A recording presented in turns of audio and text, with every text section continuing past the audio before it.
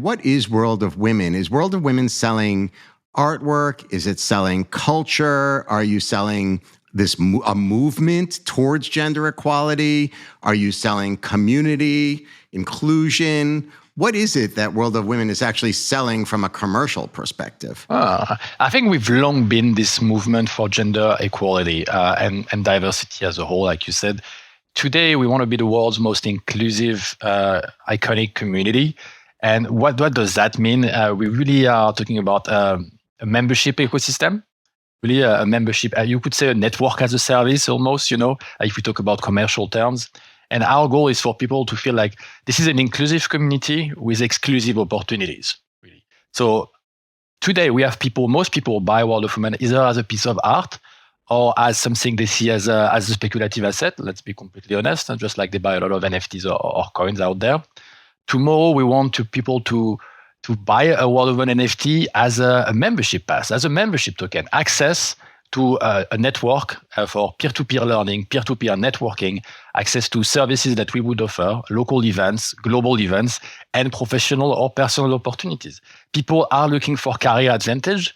They are looking for career empowerment. And we think based on leveraging the technology that Web3 and NFTs and blockchain provide, we have a very, very strong competitive advantage with what's on the market today, actually. And people will soon see it, and we'll have people join us that have no idea about NFT, or even, I would dare say, that they don't even like NFTs, or they might hate NFT, and they might join the ecosystem and then realize, oh, it turns out like my pass is a piece of art by this woman, Yam. Who's Yam? She's a great artist, and it's super cool. And now I love NFT, and I'm going to get interested in that. We hope to achieve this goal. So that's an interesting phrase you used, network as a service. I haven't heard that before.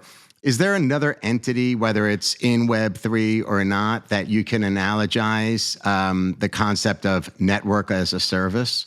Yeah, so this is a fun one, and I want to give credit where it's due on this. I think I first read it on the platform of Philly, which is a mastermind group, I believe, for entrepreneurs and women mostly, that connect women entrepreneurs with funding and do some cohorts with mastermind sessions.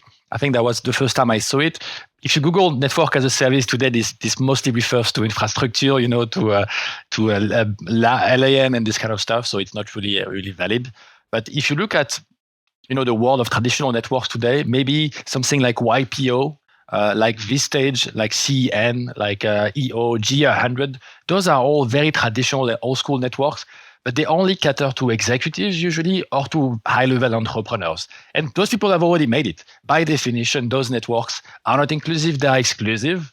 And the value that people get from is this exclusivity and this access to those close circle of people. And sometimes they claim to be inclusive, to have X% of diverse people, of BIPOC or of women.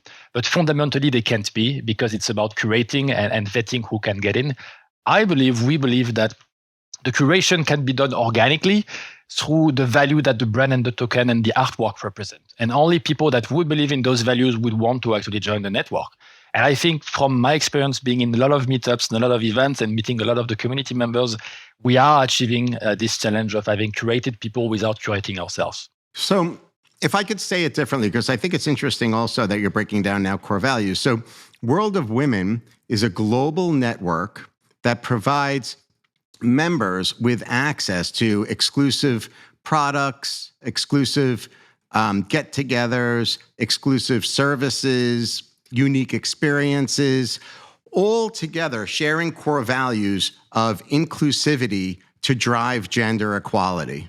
It's exactly that, I think. It's moving your life and your career forward without abandoning your ethos on the side, You can be mission driven and you don't have to step on other people to make it, and join this network that also thinks like that.